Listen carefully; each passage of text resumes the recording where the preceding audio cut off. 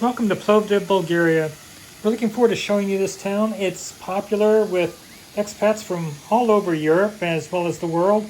So come along with Julie and I as we take a look at Plovdiv, and you can decide if this is a city that's right for you if you're looking at retiring or coming here as a digital nomad.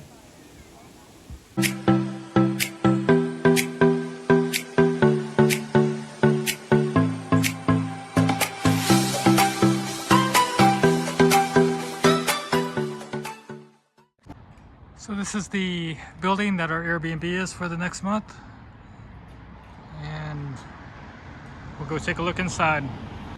Apartment number 44, and you'll see there's some coat racks along the wall here, a mirror. There's a washing machine and a good sized water heater, full bathroom. It's got the handheld shower. And in the bedroom, we'll be making the bed later, but it's feels like a good mattress.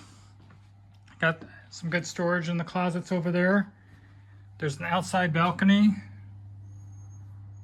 And when we come back over this direction, see Julie already sitting at the dining room table. We've got the kitchen in here, 2 burners, and an oven. Even has a dishwasher. It's got the full-size fridge and a freezer down below. And then over here is our host. Welcome to Plovdiv, and here are the hills. And the hills. This is Youth Hill, which is a popular hiking area. The park at Youth Hill was within easy walking distance from this Airbnb, and there were a lot of trails, and this was a great park to take the 2 dogs. Now there are a lot of parks scattered throughout Plovdiv, so whether you're in this area or another area, there's a good chance there'll be a nice park near you, and quite a few different hiking trails and nature places out there as well. We enjoyed walking around Plovdiv and exploring, and one of the places we really wanted to go check out was an ancient Roman theater. It was built in 90 AD. They actually still have concerts here, so if you were in Plovdiv at the right time, you could be one of the 5,000 plus spectators sitting here in this old Roman theater watching a concert. So Plovdiv has the largest pedestrian zone in Europe for any cities, and Julie and I laughed at ourselves because it took us 2 days to actually find the pedestrian zone. We walked in the wrong directions, but once we found the pedestrian zone, we didn't realize that this area that we're looking at right now, which kind of has a bohemian vibe, was just an offshoot, an off branch from the larger pedestrian area. But this little bohemian enclave, I think, would be a great place if we were expats and we were going to stake a claim or plant our flag in this area. This would be a place that I could see chilling out for 5 months, 6 months, or a year. So this part of Plovdiv is definitely charming and has a really nice chill vibe, and I think I'd hang out here. So we're in Plovdiv, and we're actually in the pedestrian zone, which we've actually been trying to find, and we thought we had yesterday. But long story short, great place. We're going to be back again in a couple more days. But this meal was fantastic. We'll show you what it was. And it was 35.20 Bulgarian lev, which will also give you the amount of that in dollars, but I could get pretty close. They also treated us to fresh homemade cookies. So I'm waiting for you to open. Now take a bite and let's see how it is. It's good. It's not sweet, which I love. Now if you want to shop in this quaint little area, there's great shopping.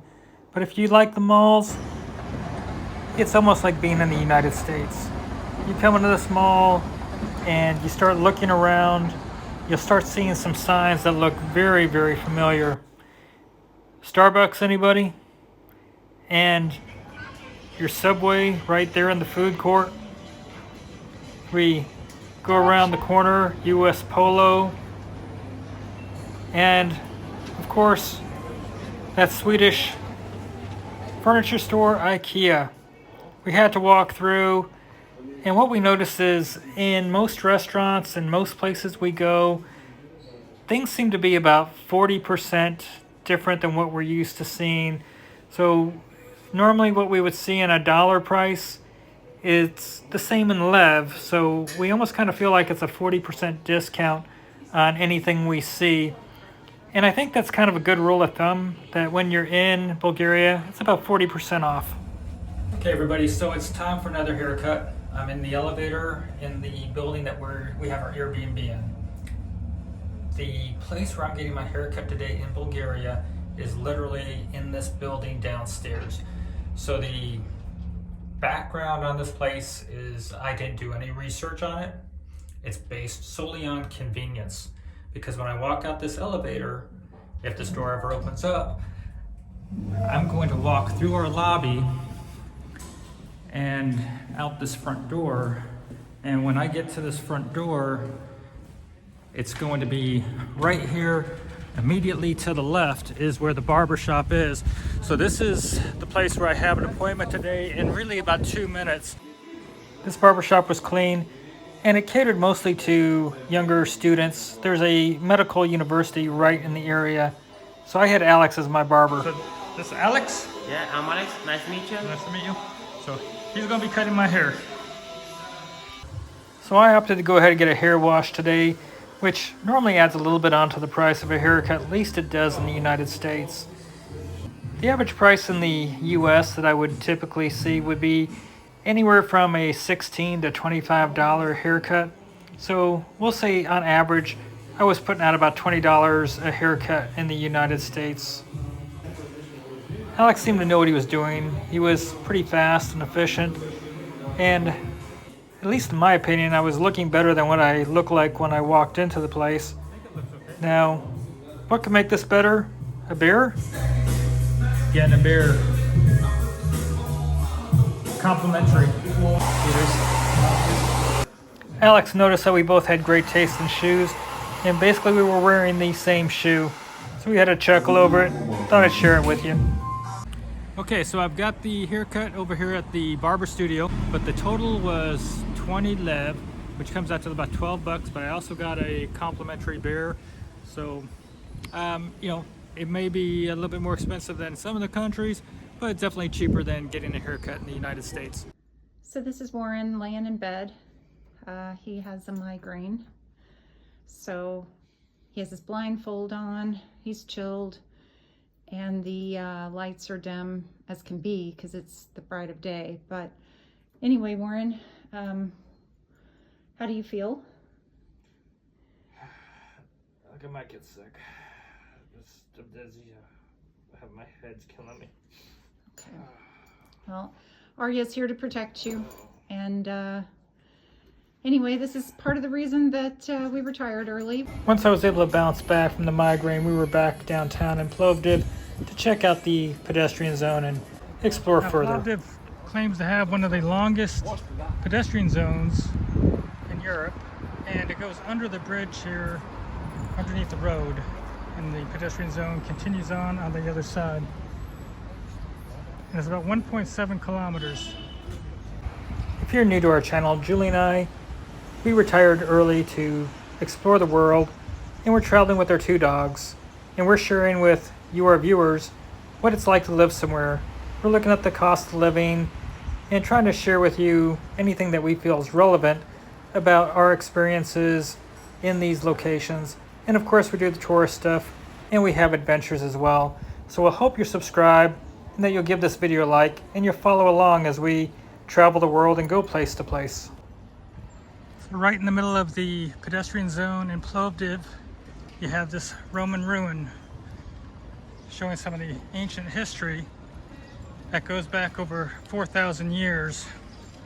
So this ancient amphitheater dates back to the 2nd century AD, and it's right here in the middle of Plovdiv. You see the pedestrian zone continues on down this way. Again, it's a 1.7 kilometer pedestrian zone, claims to be the longest in Europe, and it's riddled with ancient Roman ruins. Also in this pedestrian zone, reminiscent of the Ottoman Empire's rule over this area, you have a mosque. And whisper into his ear. Whisper louder. I feel like an idiot.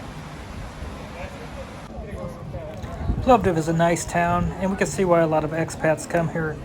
We do find that the expat community here is on the younger side. I think it's spurred a lot by the universities and colleges here.